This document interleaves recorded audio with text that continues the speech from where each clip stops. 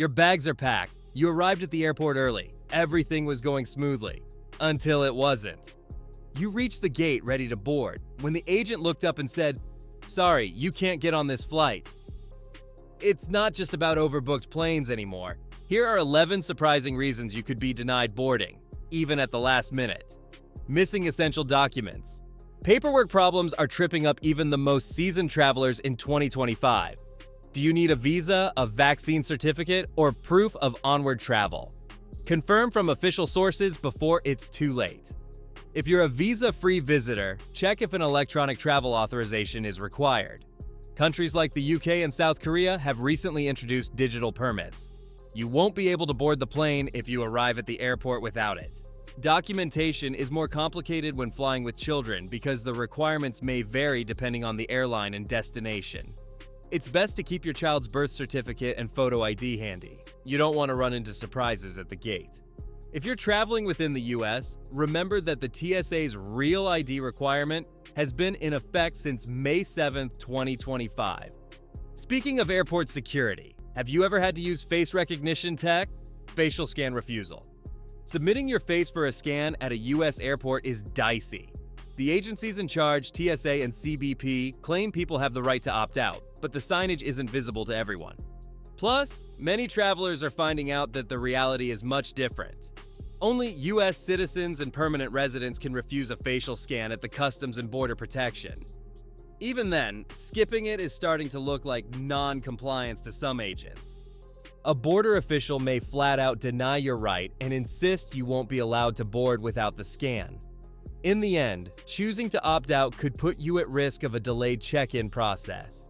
On their part, non-citizen travelers can't opt out of facial recognition for international flights.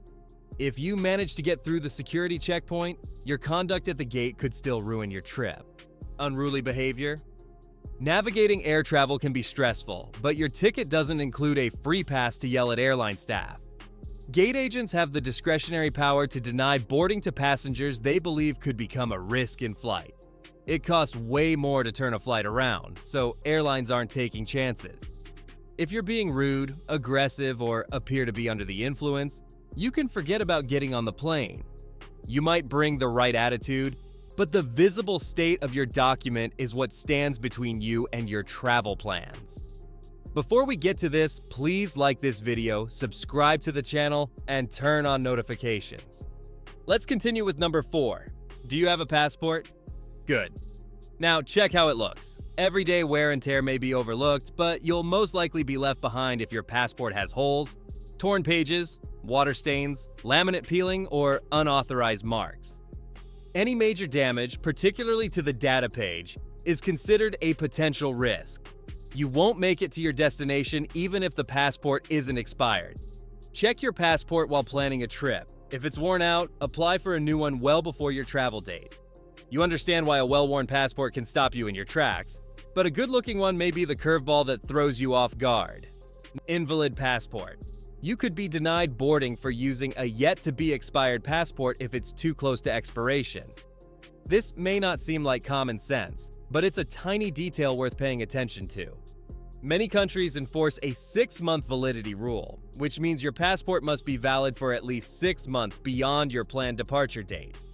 This rule isn't universal. Some countries require a 3-month validity, while others allow entry as long as the passport is valid for the duration of your trip.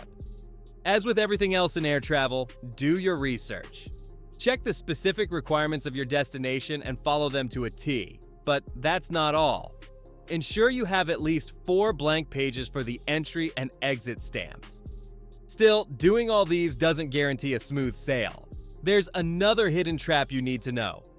Name mix-up on travel documents.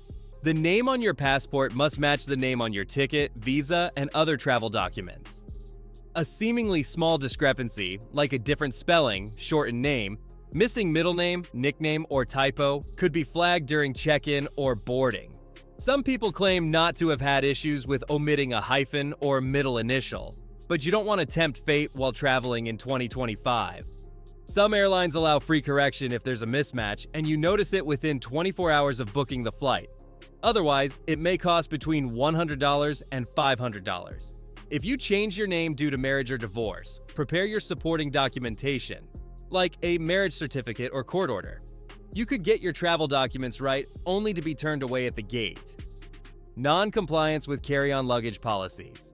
Airlines typically have an allowance for one carry-on and one personal item per passenger with weight and size limits. However, some flyers are used to finagling more bags on board. If your hand luggage exceeds the stated limits, you'll have to pay for the excess. Refusing to pay counts as a breach of the contract of carriage and may lead to being denied entry onto the plane. It's best to weigh your bags at home and keep to the airline's limits.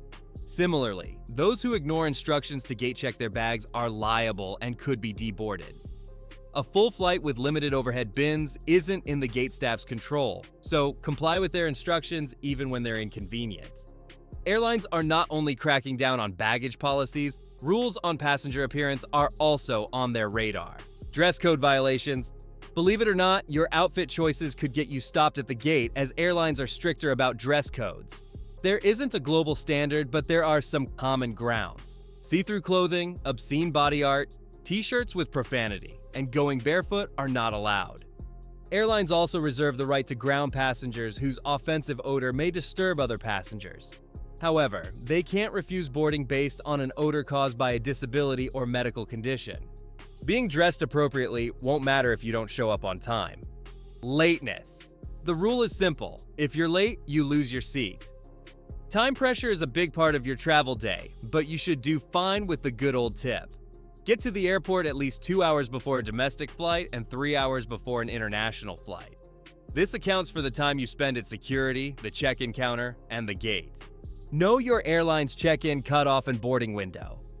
United Airlines used to allow domestic passengers to check in until 30 minutes before takeoff, but the airline has introduced a new policy. Starting June 3, 2025, domestic U.S. travelers must check in 15 minutes before boarding, while international flyers have 1 hour before departure. Arriving at the airport late is preventable, but you can't control your well-being. Health concerns. If you're showing signs of a contagious illness, you may not be allowed to board for the safety of other passengers. Gate agents are within their rights to deny boarding even if you feel well enough. Your chances are slim, but you can carry medical documents like a clearance or fit-to-fly certificate to address potential issues. It's not just about contagious diseases. Passengers who may need emergency medical care can also face a refusal. For instance, pregnant women need a doctor's note after the 28th week of pregnancy. After all your effort on having proper documentation, can you imagine being deboarded over a fake ticket? Ticket scam. No airline will carry you if you present a counterfeit ticket or one that was issued by an unauthorized third party. Whether or not it was your intention, trying to use a non-existent confirmation number is too important to ignore. Ticket scams aren't new, but they have gotten more sophisticated. If the fare looks too good to be true, it probably is. Protect yourself by booking directly from airlines or reputable travel sites. A minor oversight could have major consequences, no matter what else you've done right. If you enjoyed this video, subscribe to the channel for more travel content that helps you stay ahead.